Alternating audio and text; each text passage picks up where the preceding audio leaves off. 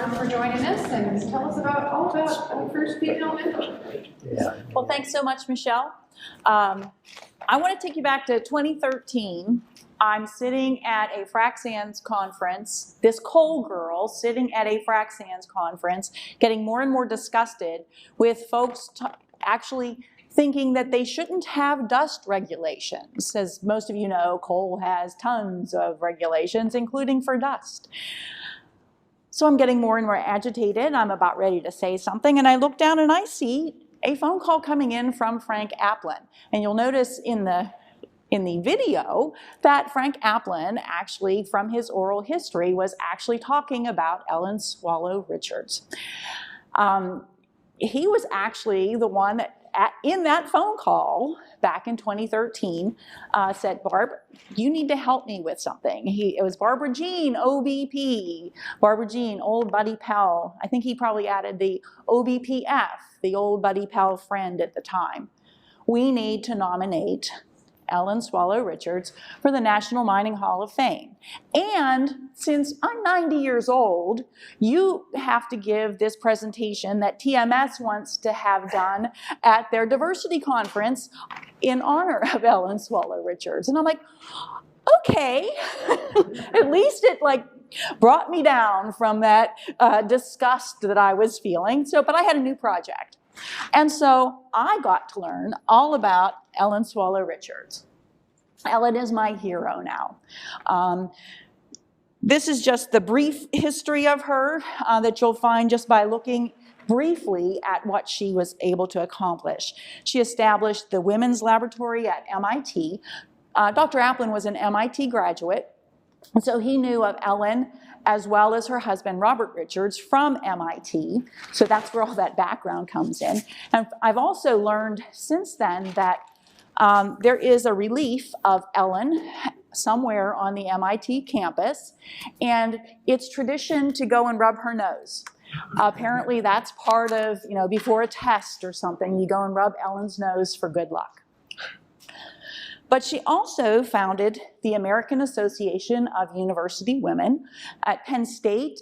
They're the ones that are doing the big book sales, used book sales, and all those kinds of things. She founded ecology, or what she was calling at the time, the art of right living. And she also founded home economics. Those were some of the things that were covered in that video. So those are the big picture things about Ellen, but a little bit delve into some of her timeline. She was born in Dunstable, Massachusetts, way back in 1842. So just picture the things that, as I go through this history and the things that she's done, just think, she was doing these things back in the mid to late 1800s. There was no telephone, or I think telegraphs started a little bit later and things, but how was she able to accomplish all the things that she did? Vassar had just opened about right before she got her bachelor's degree in chemistry in 1870. She got a late start on all of this too. She was 28 years old when she got her BA from Vassar. She then became the first female student at MIT. MIT had just opened a few years before this, and she graduated with her Bachelor of Science in Chemistry in 1873. That's just 2 years after AIME was founded. She was then became the first female faculty member at MIT and married Professor Robert Richards in 1875. That was an interesting collaboration. I think I have on one of the slides here that she was actually, I'm going to call it the wind beneath his wings. She was the one that went out ahead of time to the mining camps. He was a mining professor. She was the one that did all the work ahead of time, went out to the sites, got all of the transportation taken care of, all of the housing taken care of for when the students would then come to mining camp. Their honeymoon was actually at one of these mining camps when they got married. That was part of the honeymoon. You went to the mining camp. But that collaboration was one of those things. She actually was the one that that translated a lot of the mining publications from French and German into English for Professor Richards. I don't know where she found the time. So in 2014, we were able to then get Ellen nominated for the National Mining Hall of Fame, and she became an inductee. But it was because, not about ecology, not about home economics, she was actually an ore and mineral chemist. You could call her a mining engineer. She actually taught Dr. Richards' mining engineering classes for a while. She was a public mineral education ambassador. We'll talk a little bit about that. An environmental scientist and a sustainability pioneer. That's why she's the mother of ecology. So as far as being an ore and mineral chemist, way back when, with her, she was actually given a master's of arts in chemistry from Vassar when she isolated 0.02% vanadium from an ore, and with her thesis, notes on the estimation of vanadium in an iron ore from Cold Spring, New York. She would also become one of these folks who people brought samples to. Now, I don't think a lot of them knew that she was the one that was doing the analysis, because they'd bring them to Professor Richards or to one of the other faculty, and they would have her do the analysis. But she also, samarskite is, right now we're big into rare earth elements. Samarskite is one of those minerals, and she was actually looking at that as an undergraduate and identified an insoluble residue. That residue became samarium and gadolinium as other folks investigated that material. There were no names for it, but she had isolated it. This is actually her thesis. You can actually find it online, amazingly, from MIT. Notes on some sulfarsenites and sulfa-antimonites from Colorado. So she was getting samples in from all around the country.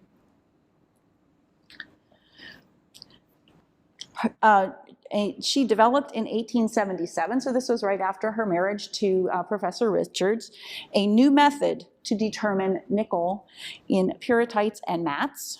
She was recognized as a fellow of the American Association for the Advancement of Science with that work. In 1879, then, just 8 years after the founding of the society, she became the first female member of AIME. And she was recognized actually as an expert mineralogist. You can actually see in the 1880, gotta love onemind.org, you can find all kinds of cool stuff in there, but she was in attendance at the 1880 AIME meeting in Boston. You can see her name right above Professor Richards. And in 1883, we know that she gave a paper on some reactions of titanium at a Colorado meeting.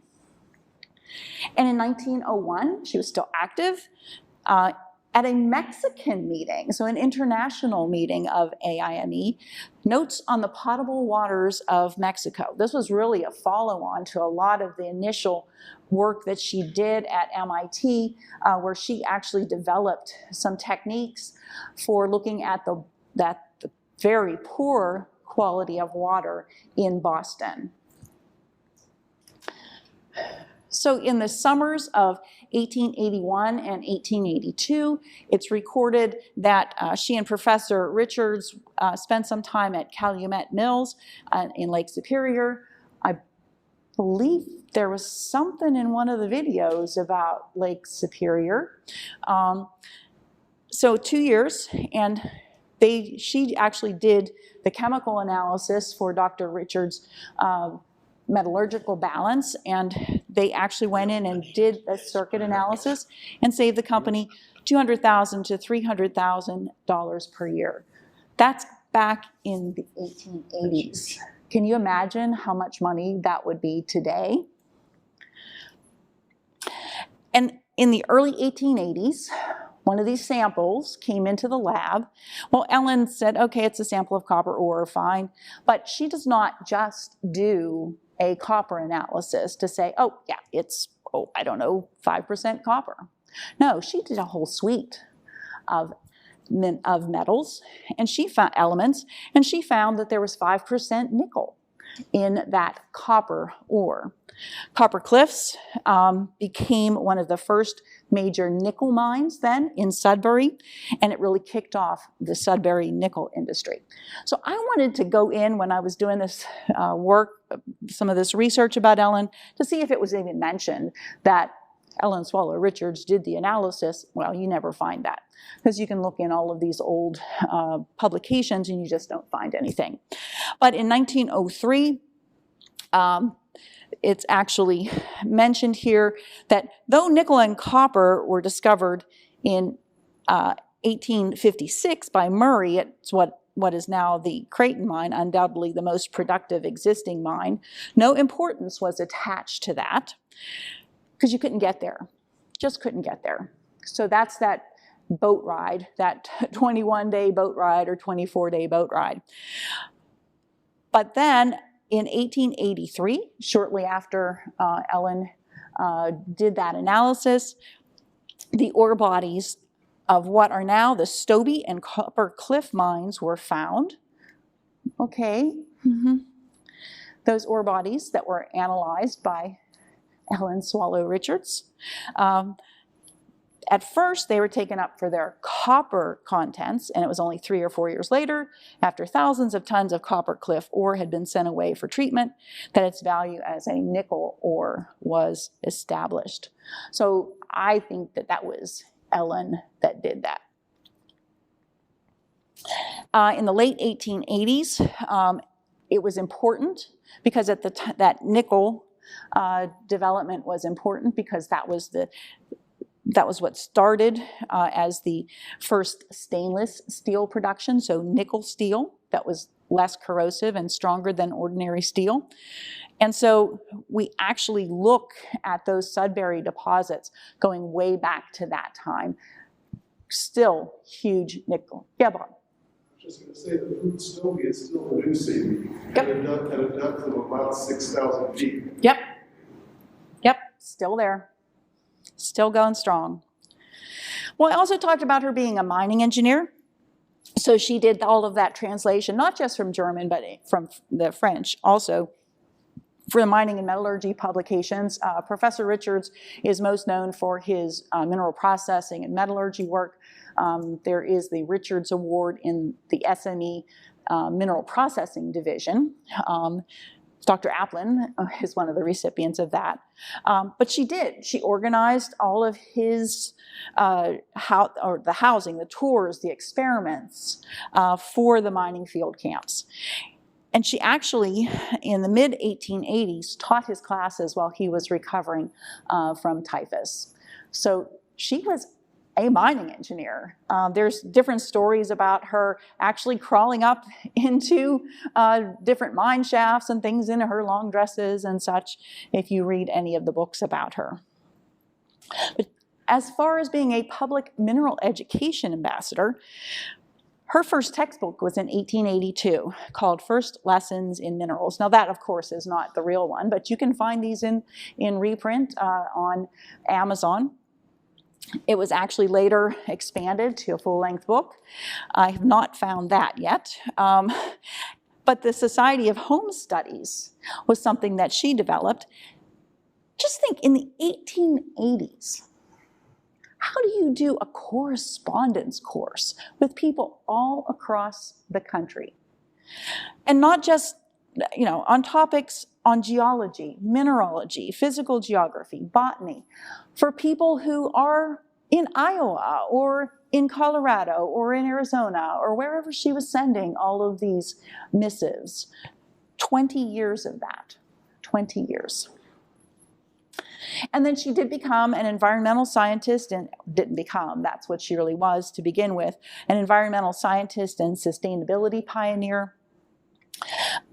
one of her first paid positions was as a professor in sanitary chemistry when she did a bunch of different water surveys in Boston.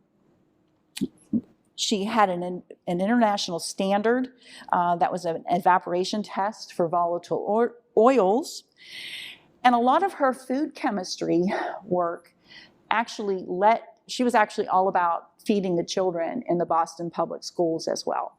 A lot of that food chemistry work that she did, what is the most nutritious types of food for the children, that led to what they called the Rumsford Kitchen at the Chicago World's Fair in 1893. She also founded the American Home Economics Association in 1909. So she was all about ecology and home economics and food chemistry. I actually mentioned, I don't know, icebreakers at different meetings. I'm involved with Mortar Board, which is a National College Senior Honor Society. We were at a conference, had a little group meeting, who's your hero? Well, I said Ellen Swallow Richards. And the woman beside me, who was also a Penn State person, she said, oh yeah, founder of Home Ec. I'm like, oh no, she's an ore chemist. She's a mining engineer. She's in the National Mining Hall of Fame. I'm like, okay, but she knew her from home economics. So she actually has this reputation outside just mining. So very interesting. There is the book by Robert Clark, The Woman Who Founded Ecology. And then some of her publications that she's written. I have several of them. Air, Water, and Food. What do we talk about now? I mean, it's the energy-water nexus, all of those kinds of things. She was involved in that kind of stuff way back when. The Art of Right Living, which is what translated then into ecology. So sanitation in daily life. Cost of living, cost of food, cost of shelter, cost of cleanliness. It's about economics too.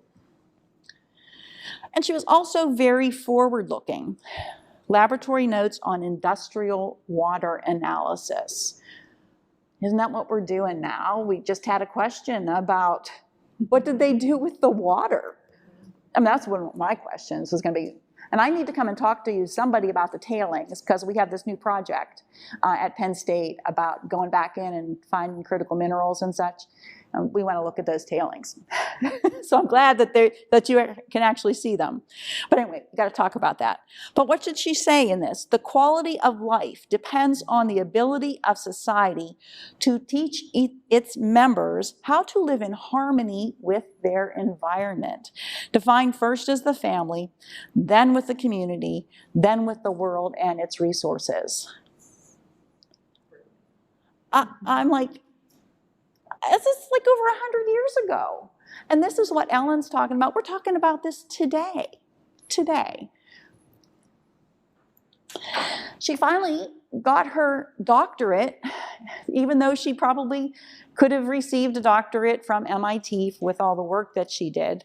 But according to Professor Richards in his autobiography, he said, well, MIT didn't want their first PhD to be a woman. So got her honorary doctorate from Smith College in 1910. She died shortly after that. She had never had a strong heart. She died of heart disease in her 60s. But in 2014, which is where Dr. Applin was supposed to talk, but 90-year-old Dr. Applin wasn't going, so old buddy, pal, friend, Barb went. And she gave the talk about Ellen after I learned all of this fabulous stuff about her at the National Academy of Sciences for the Diversity in Minerals, Metals, and Material Professions, DMM M1. And then in September, I tried to go. I was on the plane. Good thing I had met her great niece or something. I think it was great niece who wrote another book about her. Pam Swallow wrote a book about Ellen about that same time that came out in 2014. she was inducted into the National Mining Hall of Fame. Dr. Applin had actually nominated her and Robert Richards back in the 90s, so he had this whole stack of stuff for me to start looking through when we were putting all of this together. September 13th, 2014, Denver, Colorado. I don't know, it's very weird, but in that summer, when I was notified that she was being inducted, I got a phone call while I was driving through Iowa. And after I hung up, I just felt this presence of Ellen saying, thank you, thank you. So, thank you, and ask me any questions.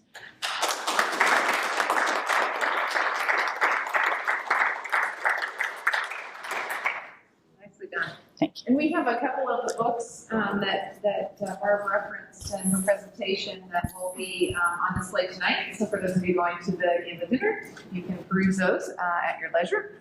And TMS also has an award in her honor that they give out annually, and they have done since 2014. So you can always go to their website and see who the latest inductees are, or nominate someone that you think was stellar in helping support someone in diversity efforts. Thank you. Yep.